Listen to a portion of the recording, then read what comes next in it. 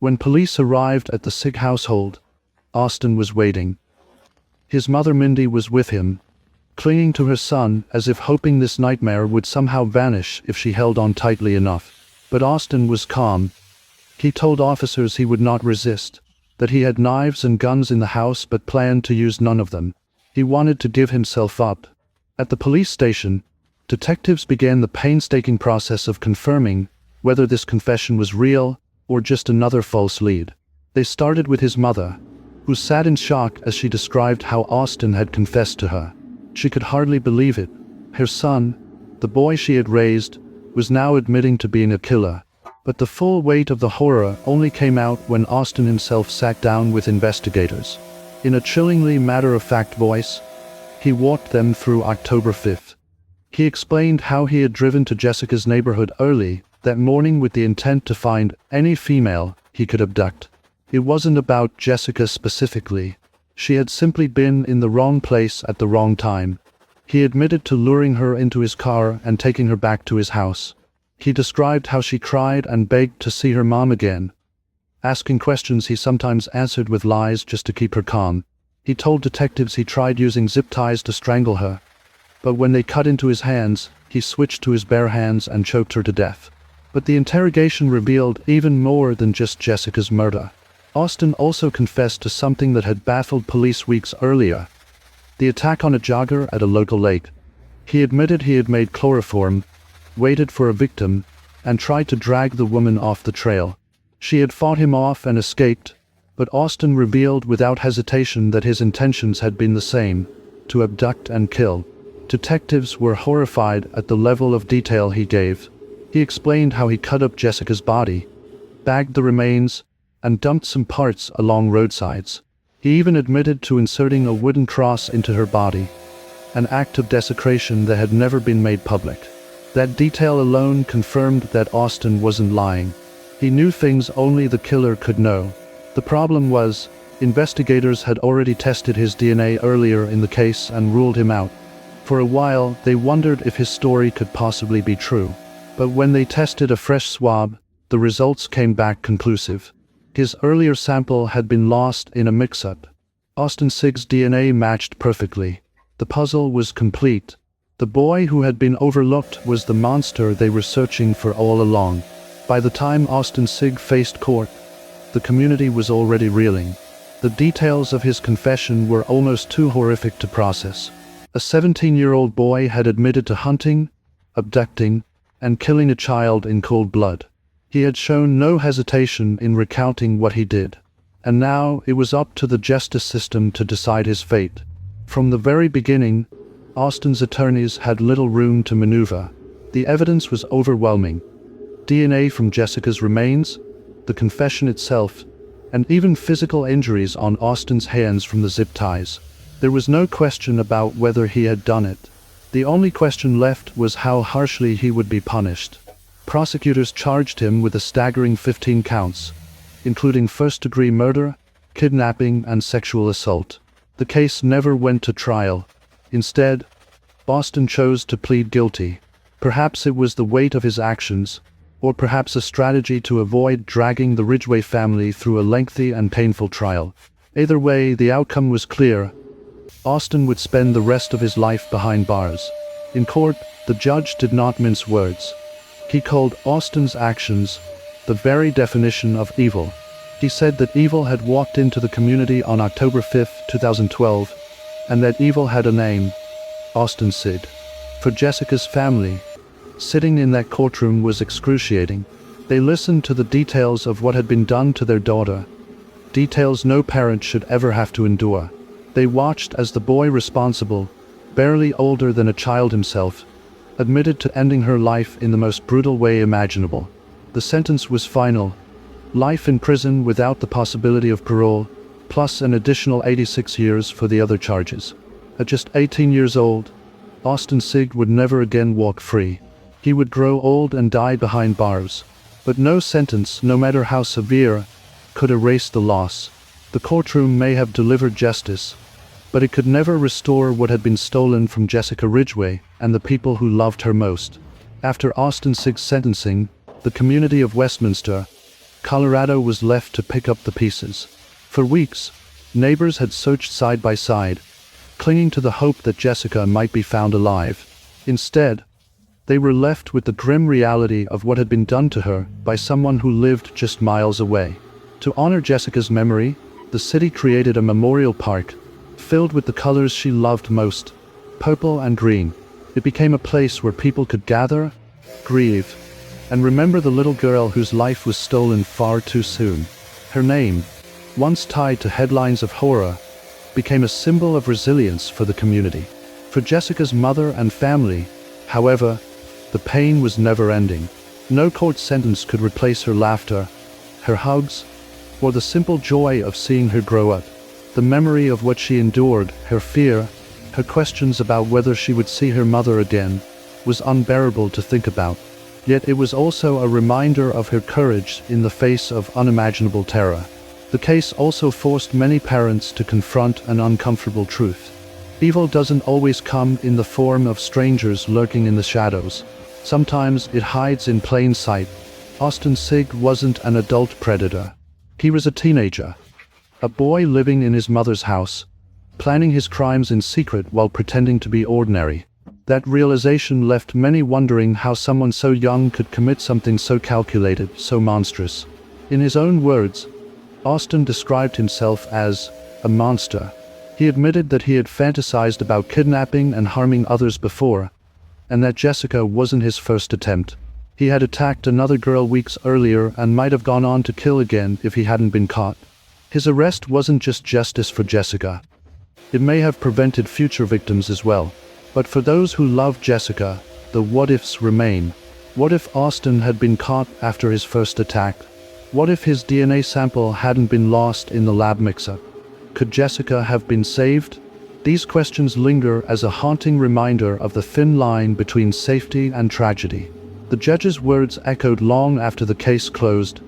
Evil is apparently real. It was present in our community on October 5, 2012. And that evil's name was Austin Sigg. Jessica's story is one that should never have had to be told. Yet by remembering it, by honoring her life, and by facing the truth of what happened, the community keeps her spirit alive. She was more than a victim.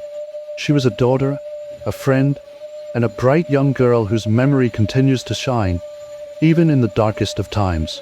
Imagine a 10-year-old girl walking to school on a crisp October morning. She never makes it there. Hours later, her mother calls 911 in a panic, her voice shaking as she explains that her daughter has vanished without a trace.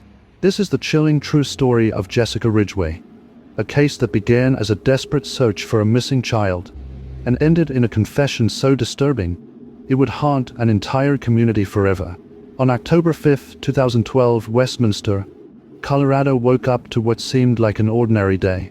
For Jessica's mother, Sarah, the morning began with routine, helping her daughter get ready for school, bundling her up for the chilly weather, and sending her off at around 8:30. Jessica was supposed to meet a friend along the way, but she never arrived. By that afternoon, the school left a message saying Jessica hadn't shown up at all. Panic quickly set in. When her mother realized Jessica wasn't at school, she drove frantically to her daughter's friend's house, the school, and back again, pounding on doors, hoping for an answer. Nothing. Finally, she called the police. This was not like Jessica. She wasn't the type to run away, and she had been warned countless times about the dangers of talking to strangers. As the first hours of the investigation began, the Ridgway family told officers that Jessica was a homebody, a quiet child who loved spending time with her mother and grandmother. She wasn't adventurous, and she certainly wouldn't have just wandered off. But detectives knew from experience that time was the enemy. Every hour that passed without finding Jessica made the situation more dire. Soon, word spread throughout the neighborhood. Volunteers began searching, friends and neighbors combed through parks and sidewalks, and law enforcement poured resources into finding the missing girl. Everyone hoped Jessica would turn up safe, but underneath the fear was an unspoken truth. This didn't feel like a simple case of a child getting lost. Something much darker was already unfolding, and before long, the Ridgway family's worst nightmare would be confirmed. Jessica Ridgway was a bright, sweet 10-year-old girl.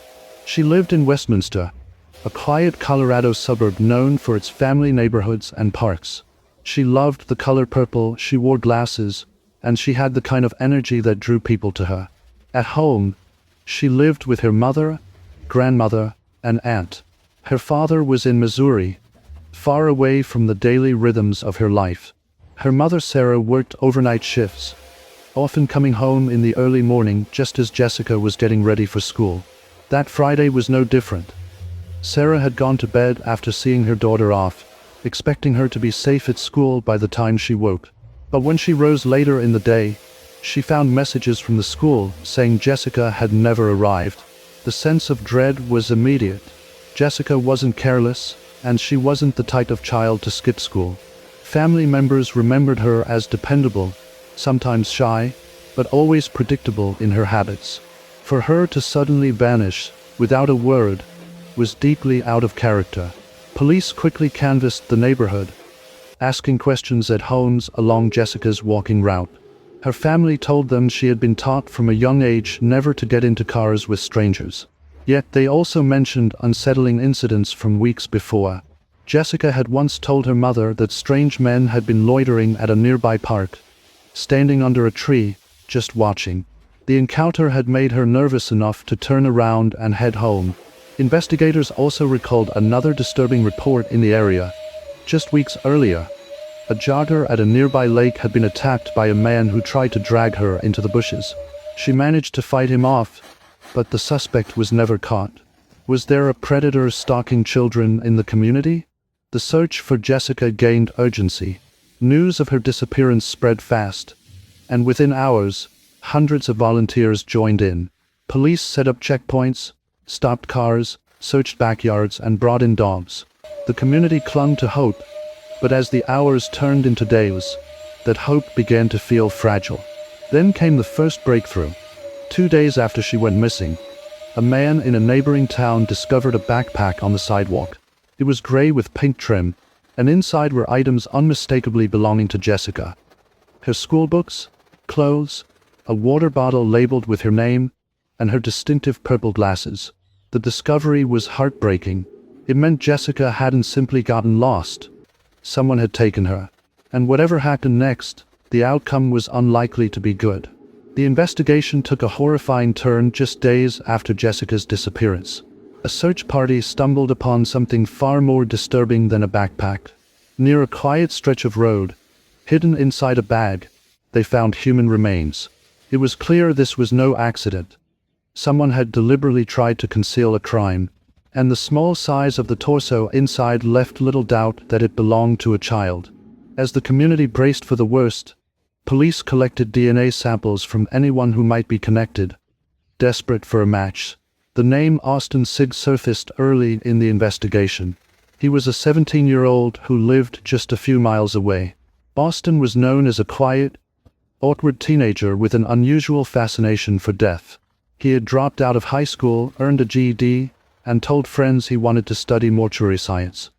His fixation on bodies and the afterlife seemed unsettling, but there wasn't enough to make him a suspect. In fact, investigators had already tested his DNA against evidence from Jessica's remains, and it hadn't matched. At least, that's what they thought at the time. Then, on October 23rd, 18 days after Jessica vanished, the case took a bizarre twist. Out of nowhere, Austin's mother called police. She said her son wanted to turn himself in, and when officers spoke to him directly, Austin admitted it outright. "I murdered Jessica Ridgway." It was a shocking confession, especially from someone who had just been cleared. But Austin didn't stop there. Once in custody, he began to recount the horrifying details of what he had done. He explained that on the morning of October 5th, he got into his car with the intent of finding a victim. It didn't matter who he was hunting, as he chillingly put it. When he saw Jessica walking to school alone, she became his target. He pulled up, lured her into his vehicle, and once she was inside, he realized there was no going back. Jessica was terrified. She asked if she would see her mother again. Austin lied, telling her she would. He even tried to calm her down with promises that everything would be okay. But all along, he knew what he intended to do. After taking her back to his home, Austin tied her up with zip ties. When those weren't enough, he used his hands to strangle her. In his own words, the moment he pulled her into his car, he knew she was dead. And then, in an act that defies comprehension, Austin dismembered her body. He admitted that he did it to make the remains easier to hide, cutting them into smaller pieces and scattering them in different locations. To mislead investigators, he even placed a wooden cross with strange carvings alongside her remains, hoping to create the illusion of some kind of ritualistic killing. By the time he finished speaking, detectives were left stunned. This wasn't just a murder. It was a calculated, monstrous act committed by a teenager who had gone out that morning specifically looking for someone to kill.